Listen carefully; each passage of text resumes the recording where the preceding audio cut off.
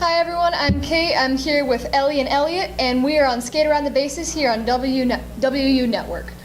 Today we're going to start with a variety of topics, but we're going to start with Home Run Derby last night. What do you guys think was the most surprising thing about it? Well, Gary Sanchez, the last seed, upsetted the defending Home Run Derby champion Giancarlo Stanton 17-16, which I thought would never happen because everyone was talking about how Gary Sanchez shouldn't even be in the Derby. Yeah, that was crazy. I mean, Sanchez only has 13 home runs on the year, and Stanton's all the way up there with 26.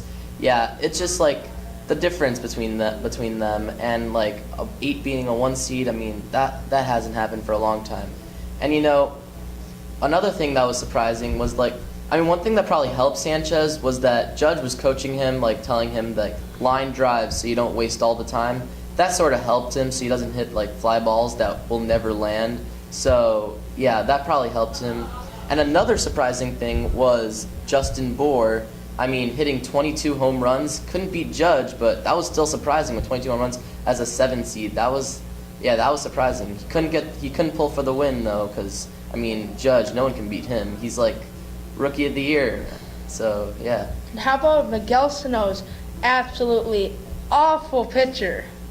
Like that, his 30-second bonus, he swung at I think 2 or 3 pitches. You know, I guess that's part of the fun and not so fun parts of the All-Star game is getting to a little bit of variance and everything. Speaking of bonus 30 seconds, Moustakas couldn't even get it. I mean, seriously, anyone can get it. They even said it before the All-Star game. Every single hitter could probably hit over 440 2 times, and Moustakas couldn't even get it. I mean, he was really close to beating Sano in the first round. Just needed 2 more to beat him, 1 to tie, but he just couldn't even get those 30 seconds. I mean, it's really not that hard. Judge hit them over 500 feet, so I don't know why he couldn't hit it over 440. How about that lightning? Sano's home run was pretty magical with that lightning in the background. Well, I mean, I think that was a pretty fun event for all of us to watch. It wasn't as any of us expected. And speaking of fun things to pay attention to, NHL free agency. A lot of big contracts going around and some surprising players who have yet to sign a contract. Yeah. What do you think's been the biggest signing so far this summer? I mean, probably Connor McDavid getting 8 years for that money. I mean, he's still a young guy. He's only been in the league for 1 year. I don't know how he became that popular and like with that much money. And how about that one Lightning player that signed that? Oh yeah, Tyler Johnson. Yeah, $35 million for 7 years. Yeah, crazy long contract. Not the biggest by far on their team, but I think if he can stay healthy along with the rest of the Tampa players, Tampa has a real shot at getting back to the finals like they did in Chicago in 2015. I think another surprising news we've gotten so far in free agency would be Jágr's no signing. I mean, do you guys think he's just done, or do you think maybe someone will pick him up because they need a veteran presence? I think Minnesota needs a veteran presence.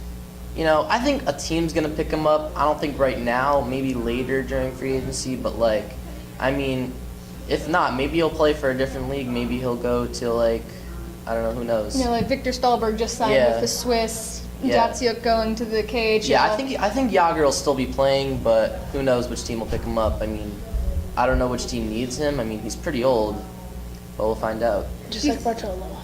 Do you think that maybe the Hawks could use him in now Marian Hossa's sudden absence with his skin condition? You know, I think the Hawks, they're a really young team. I think they do need a veteran presence because, I mean, now with Hossa gone, they don't really have, they have a lot of players in their prime, and they have, some really young guys, like Panic, and then, so, yeah, maybe they could use them. Maybe they could use him because, I mean, they both play the same position. Jágr's what, right wing? Yeah. Yeah, so is Hossa. So, I mean, maybe they could use him, but he won't be a top line if they do. Yeah, I think it really all depends on what Jágr's willing to take in his contract. The Hawks they're currently projected to be $34,000 over the cap, and they've got to move some people to get under. So if Jágr will take not that much money, I'm sure the Hawks would be happy to take him. Yeah. Old guys, though. Baseball? Any old guys standing out to you? Bartolo Colon signing a minor league deal with the Minnesota Twins, trying to make a comeback after having over an 8 earned run average this year. He is 2-8. yeah, I think Cologne's done for his career. I mean, I don't think he should be playing. Maybe he still wants to play, but I don't know. I don't think he should be playing anymore. It'll be interesting to see what he pulls out, but I think for today we are done. I'm Kate with Ellie and Elliot, and this has been Skater on the Bases. Great.